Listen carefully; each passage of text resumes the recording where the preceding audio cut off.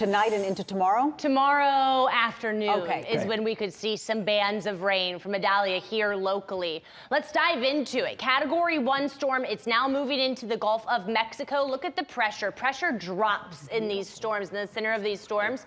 The pressure of 977 is pretty low for a Category 1 hurricane. I think the winds are going to respond quickly to the drop in pressure, and we're going to see this hurricane quickly reach Cat 2 strength early this afternoon, and then Category 3 strength by the time it makes landfall tomorrow. So here is the newest track in from the National Hurricane Center. Again, we get these tracks every 3 hours, so we got an update at 8 a.m.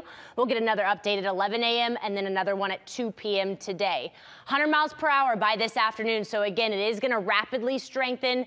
It's a Category 3 storm overnight, making landfall in the Big Bend area of Florida as a major hurricane sometime tomorrow morning. I do want to note, Rodney said this earlier, and it is important.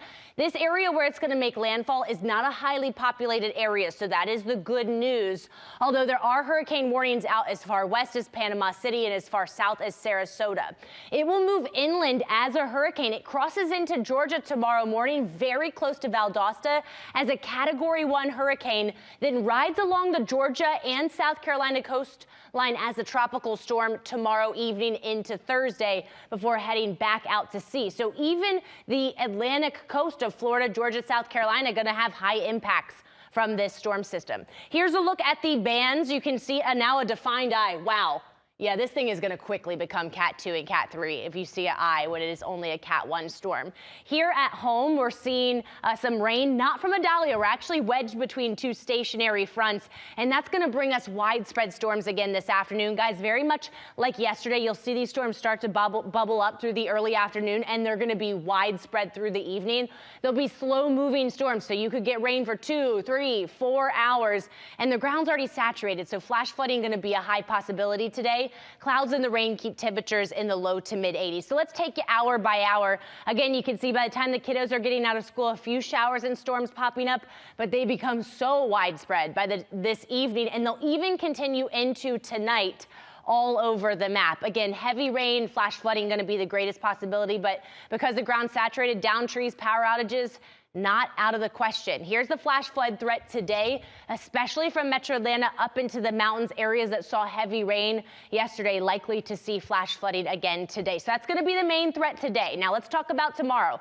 We'll dry out briefly overnight. You wake up to dry conditions, but then new model data is bringing the outer bands of rain closer to Metro Atlanta tomorrow. So from Athens to Edenton to Griffin, you're going to see some rain tomorrow afternoon, and I think Metro Atlanta could even see some rain. This is not going to be very windy. You're not going to experience hurricane or tropical storm force winds. In fact, the heaviest of the rain will be way to our east in Augusta, but you can see some bands of tropical rain are likely here tomorrow. So that's going to be the main impact through the afternoon.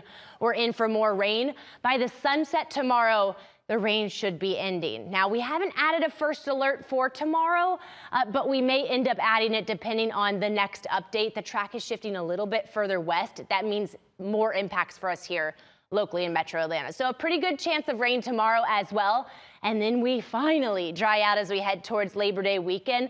I'm not ruling out a stray shower on Friday, but generally after tomorrow, the rest of the week and into your Labor Day weekend is looking fantastic. So again, today, guys, 80% chance of storms, very heavy rain, flash flooding likely, and more heavy rain is possible tomorrow as Idalia moves through South Georgia. Thursday, we dry out, maybe a stray shower Friday, but you can see your morning lows will be a little bit cooler.